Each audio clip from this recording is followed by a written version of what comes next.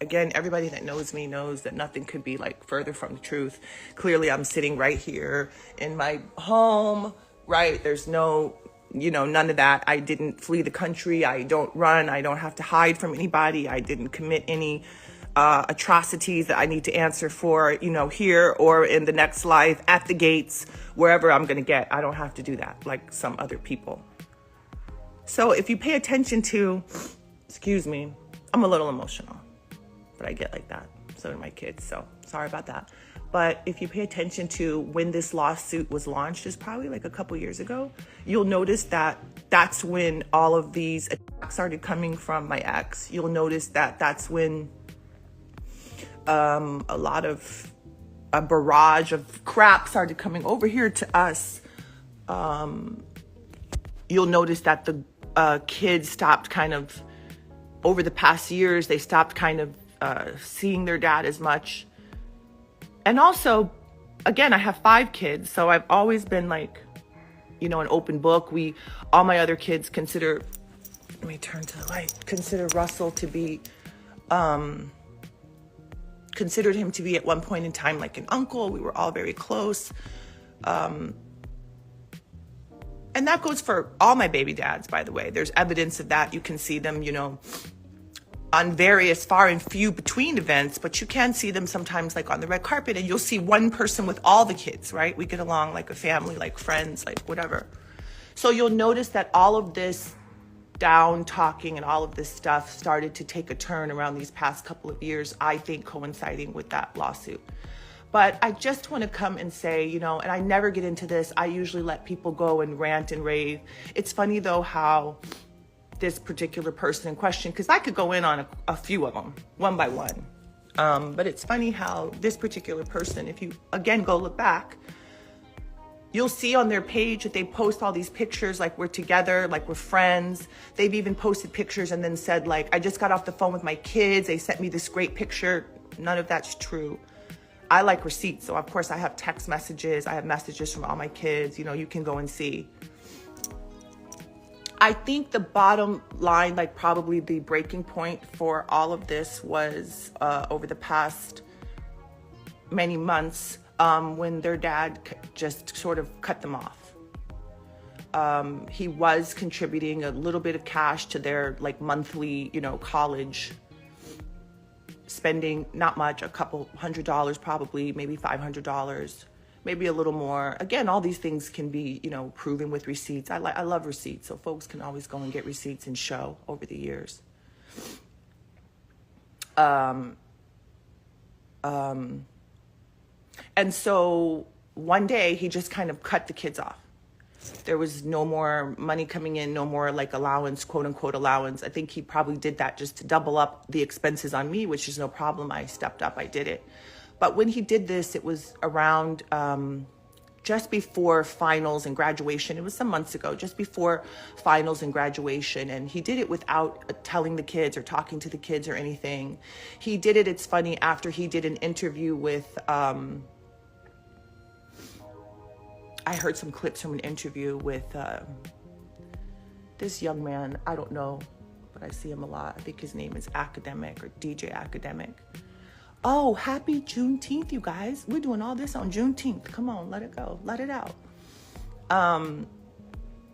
So I saw in that clip, that was some months ago too. You can go and reference it and find it, where he told this guy, he was on and on about this guy. And I think it was about old school hip hop heads and how you should honor them, which I believe you should. But he was saying to the guy, like, I'm so rich. I got this and I got that and I'm this and that.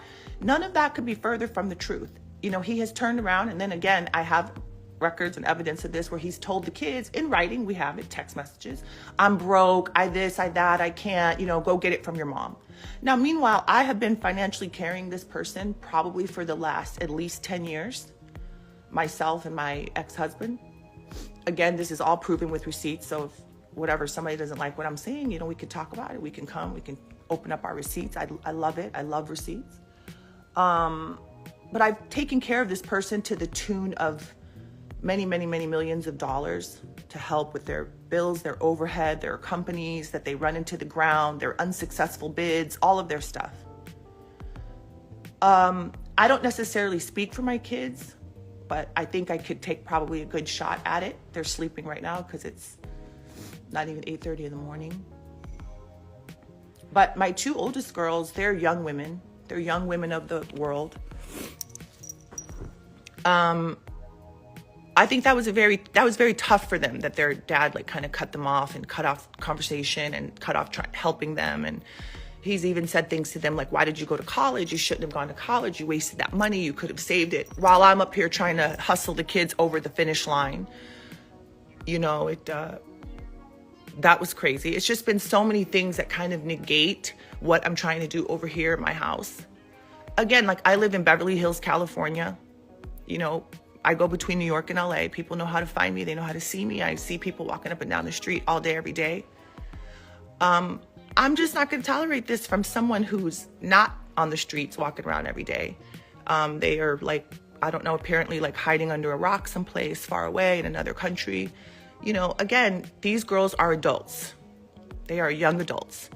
I typically try to be very friendly and amicable with all my baby daddies, whatever.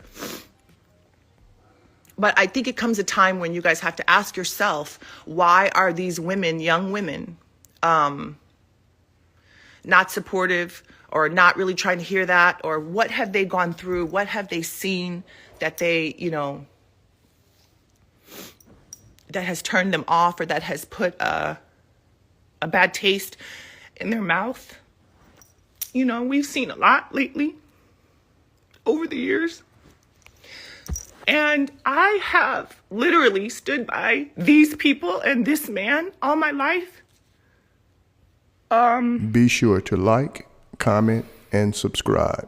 And I just get so emotional when someone tries to attack my parenting or my family or my kids that have tried so hard. You know, you can see all the press that we've done, all the interviews that we've done. I mean, it's a community thing. These kids graduating from college, high school too. And all my friends, you know, I say the same thing. It's every person knows here that has had graduates. I graduated from college only just recently in the past like 5 years. It's tough. You know, they're teenagers developing into young adults now. They have lived their whole life in the public eye, which I guess is a good thing and a bad thing, because it's good because you know my kids, you know my family, you know, and so I hope that the public can kind of decipher some of these things and some of this, you know, bullshit. But it's also bad because you grow up and, again, your stuff is in the public eye. You don't get to handle things that privately and discreetly, like other people may have a chance that are not in the public eye. So, but I met this person when I was,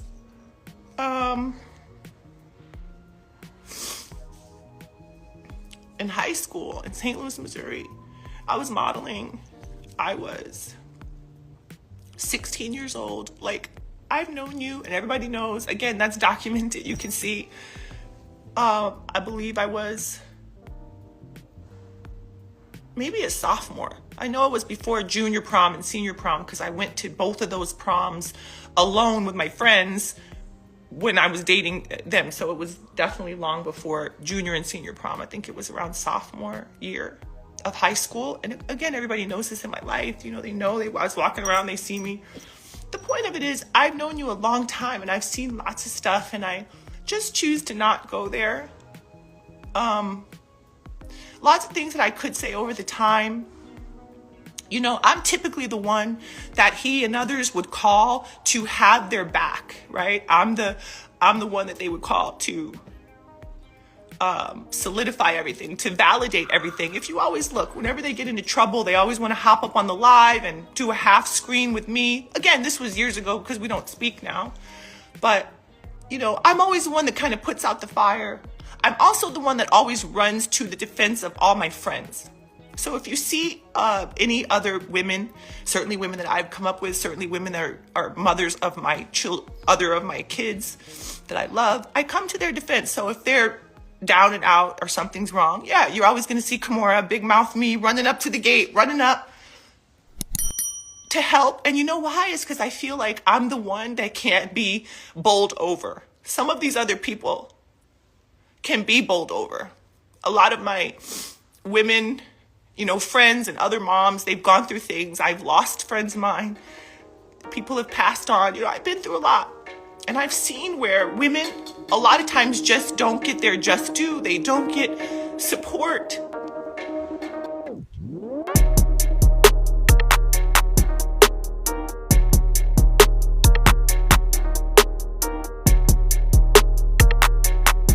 Thanks for tuning in to 9 Mag TV.